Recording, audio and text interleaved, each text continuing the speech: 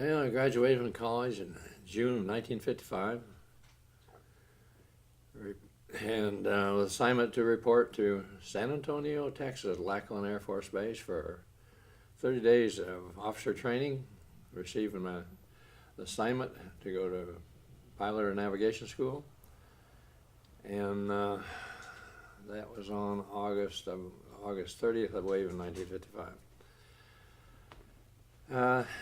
Arrived there and took another physical for flight school. Found out that I'd hauled too much baled hay and I had an eye strain, and had 20. What does that mean, you hauled too much baled? Well, I abused my eyes and had some eye problems, had eye strain, 20/25 vision. Of course, you have 20/20 to get into pilot school, so they said, you can become a navigator.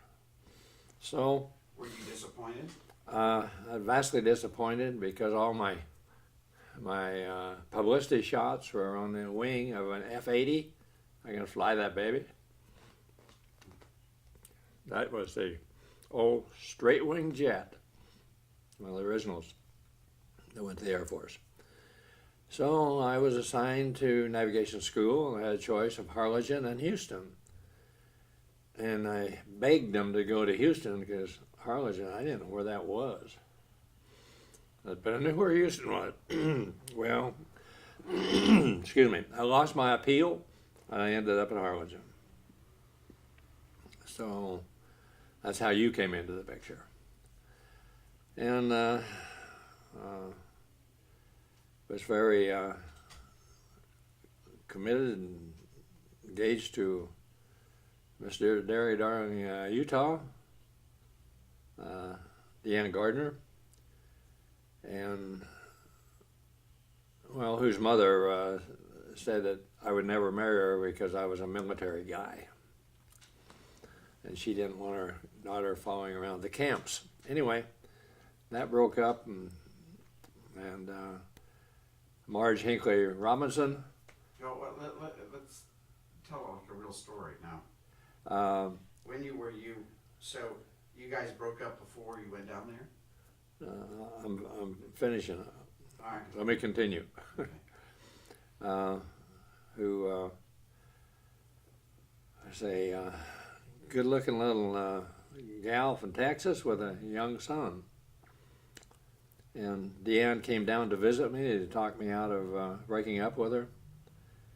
And that didn't work. And so later, after courting Marge and figuring out that her young son James needed a father, we were married on August 18th, 1955. And I received navigation orders to be an instructor at Harlingen Air Force Base. So we lived there for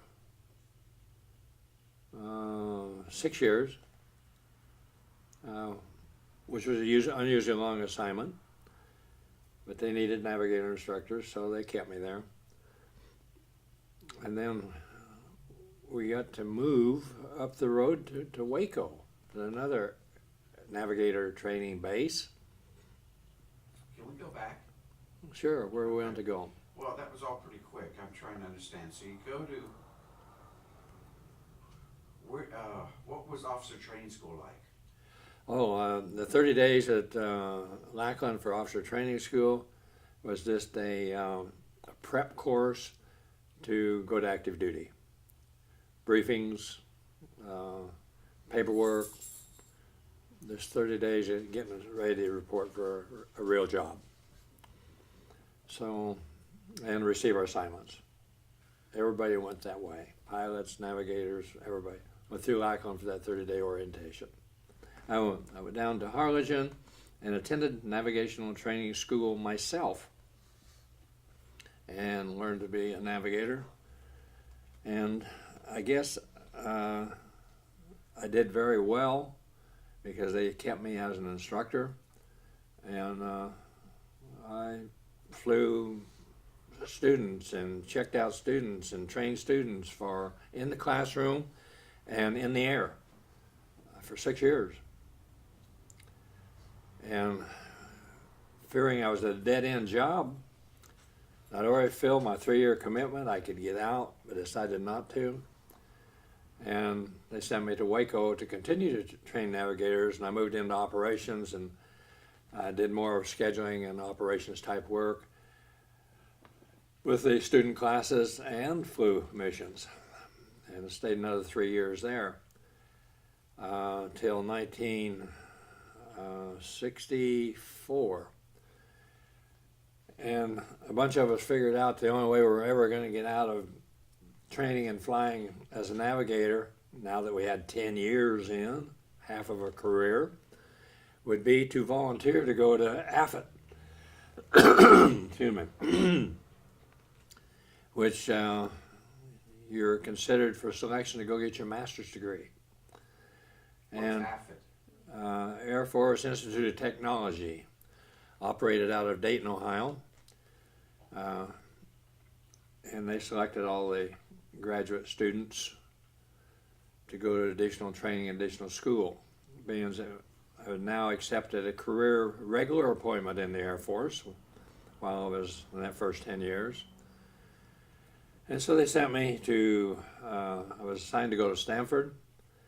And at the last minute, they switched me and sent me to the University of Colorado. The mysteries of the Air Force never did figure out why. Probably fulfill quotas. And there, had a wonderful year and a half getting my master's degree in business, financial, education. Okay, Margie in my life. I was babysitting for a friend of hers that lived 2 houses down for her there in the Beck Williams edition of cheap housing at $70 a month for a 2-bedroom unfurnished house. And the Brackens had a Mormon family of 5 kids. So they trusted me to be with their kids while they would go out and, on their social engagements. He was a captain in the Air Force. And we had become friends through the Mormon Church. And they insisted that I meet this young widow 2 houses down because they thought so much of her. And I told her that I was otherwise engaged and that I shouldn't be doing that. Anyway, they insisted that I meet her, and the interesting part about it is Margie had a friend, a family friend, and she didn't want to go out with me at first, and she offered me her friend. She gave me a date with her friend. And having looked at the picture of her friend, I said, no thanks, I'll pass. And she eventually went out with me, double dating with the Brackens, and probably the Officers Club. And we struck up a friendship, which turned into marrying her. Well, between January of 1956 and August 18th of 1956. So why was she living in base housing? Marge decided not to live with her parents in Los Fresnos. I think primarily she wanted to retain a tie with the military. And of course, she was entitled to all the benefits of a military widow. And they had a big hospital there. She had a young son, as you know, James Ford Robinson Jr. Did she have a job? And she was drawing benefits, didn't have to work. So But they don't do that anymore. they still have benefits. No, but they don't provide base housing for every widow in the military. Excuse me. The Beck William edition was not base housing. It was a housing area off the base that was run by private people, and the name of the private people were Beck Williamson. It was a partnership. And they rented their house mostly to military people because there's only a mile and a half off the main gate of Harlingen Air Force Base. Okay, so she was just renting a house. She was renting a house there. With where a lot of other military people were near the base. She retained her military ties there, rented a house, and of course that's the life she knew. With all the hospital benefits, with a young son to take care of, born on December 2nd, 1955, so he was quite young and still needed doctor's attention. Margie took me to introduce me to her mom and dad and her brother Leon in Los Fresnos, Texas, just about 20 miles down the road from Harlingen Air Force Base. Now, how long had you been dating before that happened? I guess in the first couple of months that we were dating, she introduced me to her family, Helen and Leon Hinckley Sr. and Leon Hinckley Jr. And so can you describe those three people? What were they like and what did they do? Her dad, Leon, was a very successful farmer in the valley and sold a large amount of vegetables to the H-E-B grocery chain. He was personal friends with the founder of the H-E-B chain, the original, I guess that would be Howard, H-E-B, Howard E. Butt, where the name came from. And had several employees that did the farming for him. I called him the gentleman farmer because he directed everything with his finger, and spoke perfect Spanish. He wasn't a farmer like your family's farmers. No, he didn't farm like I farmed. He had it done for him. And he'd risen to that pinnacle of success. But now, how did that happen? Tell me about his family, as far as you know. What did his father do? Well, as far as I know, his family originally were Eagle, Texas, up around Houston. That's where Helen was from. That's where Grandma Helen Hinckley was from. Helen Burns Hinckley. And the Burns were from Eagle Lake near Houston. I don't know much about... The Hinckleys came down, I believe he came down from San Antonio, where his grandfather was born. That's right. He did come... his father, Leon's father... Bert. And his brother Bert, I think, came originally from San Antonio to the valley, and Bert ran a mortuary in Brownsville. Meaning the father. Bert, the brother of Leon. I think his father was also named Bert and started the mortuary. I think you're right. Did you meet the brother and the grandfather? Never met the father, because I think he was deceased at the time. But I met Bert, who was a real character. I think you have to be a character to run a mortuary. And tell me about that mortuary. Where was it? He was in Brownsville. And I don't remember ever setting foot in the place. I think where I met Bert was at a family dinner somewhere. And wasn't a meeting that I clearly recall, just other than, I met him along the way.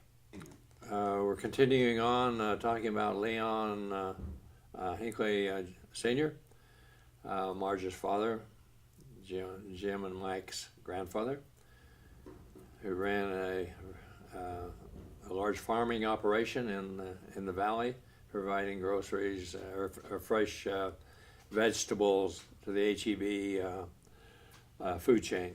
Yeah, we got all that. Tell us about him.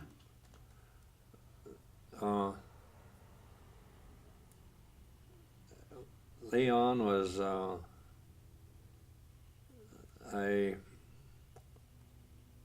what would you call, in the upper crust of society in Los Fresnos, Texas, and in the valley, in that he knew everybody, and of course, in his dealings, he was very successful. He ran the farming operation literally from the house, and get in his car and drive out to the farm, which is nearby, near Los Fresnos, and direct the laborers. So he ran the business from his house, but I don't remember, he didn't have a secretary, he didn't have file cabinets, there was no office? I never, he may have had an office over near the bank, but because I never saw him in the books, I never saw him doing other thing, or listening. I listened to him talk to the guys working for him, because they would come to the house and do the yard work too. They had a very beautiful home there with a large yard, and Helen Burns Hinckley, Marge's mother, loved gardening, had a lot of help in the garden, and Marge and I are actually married in that backyard. It was so beautiful. Now, tell us about the house a little bit, what you know about the house. The house was an interesting house. It was moved, it was purchased down the road a ways, and I'm trying to remember where it was purchased from. It was down near Port Isabel. I think it was down near Port Isabel, and it was trucked down to the location there in Los Fresnos. And that would be way back before the war, probably in the 1930s. And located there on the foundation, and they added to it the front porch and the back porch, which was off the kitchen. Right. Pardon me? The part off the kitchen. The front porch was kind of off the kitchen, where they had storage of food and utensils and the washer dryer, and then. Do you remember the address? No, I don't. Okay. It was on Alamo Street and 3rd or 4th or something like that. They used a post office box, so. It was on about how many acres? I don't know how many acres. I would say 2. Oh, on the house? Oh, the house was situated on just an acre. No, I think it was more than that. Okay, fine. 1 to 2 acres. So was Leon Sr. happy about you marrying Marge? What was their relationship? Relationship with, actually Helen kind of ran the family. Leon ran the farm. And Leon was of the old, well, they were both German stock. And Leon was a performance, what you call it. He based everything on performance. To receive his affection and love, you had to perform. So Marge and Leon Jr. and Jimmy, the other brother, Leon being the oldest, Jimmy being the middle, and Marge being the youngest, and about a 8-year span between oldest and youngest. They all performed and went to Kingsville A&I, and of course they were all straight A students, because performance was the name of the game at the Leon Hinckley household. And where do you think he got that from? He was the Leon Sr. went to Rice University, and evidently performed very well there. I think his brother Bert also went there, and he was really, to me, not an affectionate person, and Marge earned his love by performance. So she was early graduate out of high school, valedictorian, played all kinds of sports and straight A's. Working in the bank when she was less than 18 years old, along with her older brother Leon Jr., who had a 40-year career at the bank's Los Fresnos State Bank there in Los Fresnos. He literally worked his entire life there. Do you remember the story that she used to tell about her giving away the wrong kind of money or giving away hundreds? When Marge was working in the bank, she relieved a teller for lunch, and the teller had put a $100 bill in the $10 tray. So she counted out the bills and didn't look at them carefully, and gave this guy who cashed his check, one of the local workers there cashed his check, gave him several $100 bills, which should have been $10 bills. Of course, the little miscue was covered by insurance, but the guy finally dug it up out of the backyard and brought it back because he was having honesty pangs and returned the money. He was like a Mexican laborer. He was, I don't know which side of the border he was from, but Spanish was his language, and he did return the money. What was the culture of the Rio Grande Valley that you remember back in the 50s in terms of? The entire culture of the valley was cotton and vegetables. No citrus. And citrus. Known for all three, from Brownsville at the tip, up to Rio Grande, up towards Del Rio, along the river.